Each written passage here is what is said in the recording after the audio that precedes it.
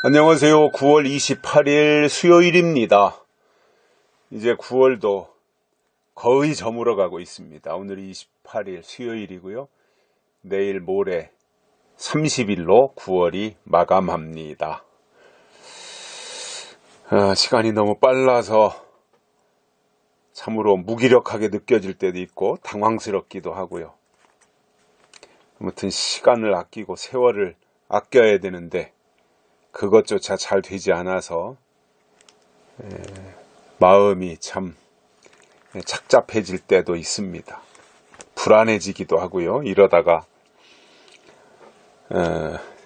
제대로 준비를 못하면 어떻게 하나. 왜냐하면 그 정도로 시간이 빨리 가고 있어가지고요.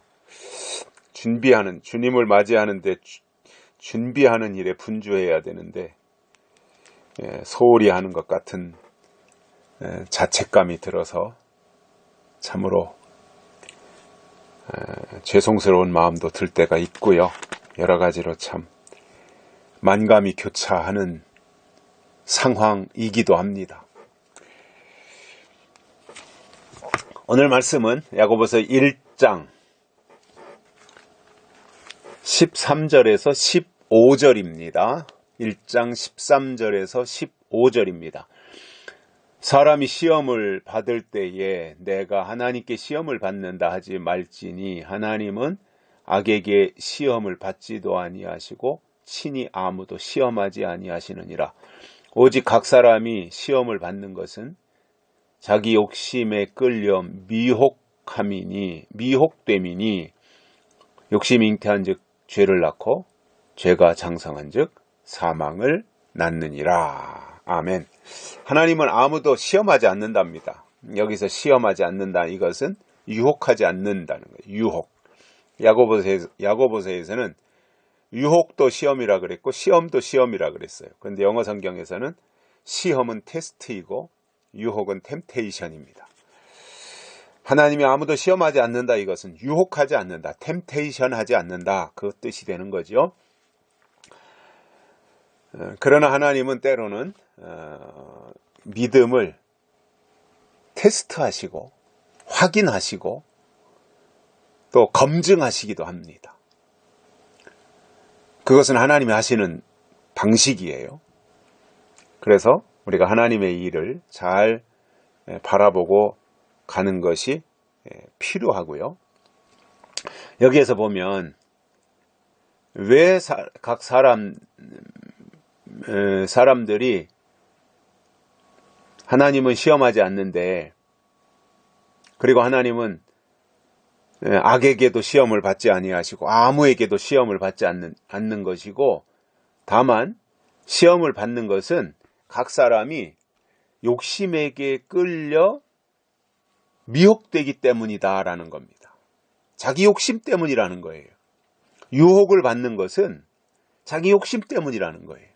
그것이 물질이든 이성이든 명예든 어떤 것이든 자기가 유혹을 당하는 것은 욕심 때문이라는 거예요.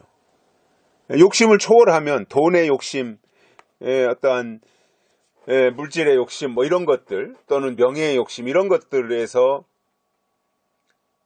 욕심이 없다면 굉장히 자유롭겠지요. 그런 거에 대해서 초월하고 욕심이 없는데 낚싯바늘에 걸리겠습니까?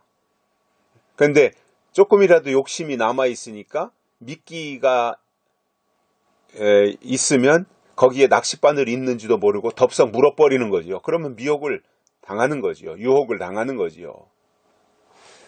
그래서 우리가 신앙생활을 해 나가는 입장에서 되도록이면 땅에서의 욕심, 이것은 자꾸 제거해야 됩니다. 내려놓아야 됩니다. 왜냐하면 땅에서의 욕심이 자칫 잘못하면 유혹의 미끼가 되기 때문에 그래요.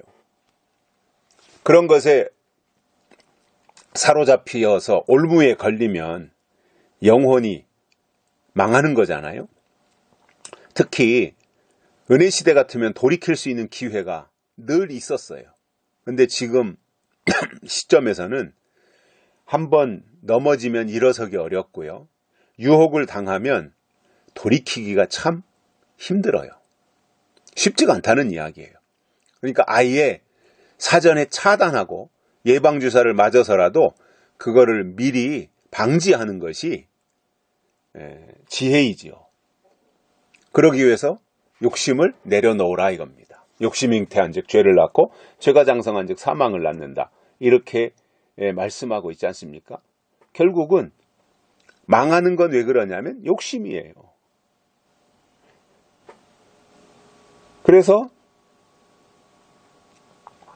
우리가 살아가면서 하나님의 사람으로 하나님의 뜻을 이루어드리는데 우리가 쓰임을 받아야 되는데 유혹을 당하면 하나님께 쓰임받는 것이 아니라 사탄에게 쓰임받게 되고 하나님의 일을 회방 놓는 자가 되는 거지요. 사탄에게 사로잡히면 마귀 귀신에게 사로잡히면 하나님의 일을 방해 부리게 되는 도구로 쓰임받는 거잖아요. 그래서 어떻게 하든지 욕심은 버리자 이겁니다. 과도한 욕심. 아예 우리가 육신을 가지고 있는데 욕심이 아주 없을 수는 없어요. 우리가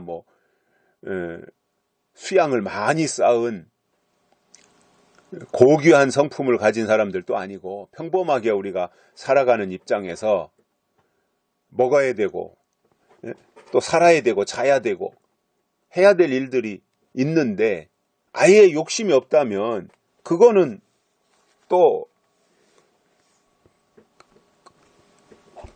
다른 문제가 되는 거지요. 다른 얘기가 되는 거지요. 기본적으로 우리가 살아가는 데 있어서 인간의 기본적인 욕구에서 발생되어지는 욕심은 있을 수밖에 없는 거잖아요. 왜냐하면 기본적인 욕구라는 게 사람에겐 다 있으니까. 그러나 그것이 지나쳐서 욕심이 잉태한 상태. 그러니까 기본 욕심은 누구에게나 욕구는 다 있지만 그것이 잉태하면 죄를 낳고 그 또 죄가 장성하면 사망을 낳게 되기 때문에 지나친 욕심은 배제해야 된다라는 겁니다.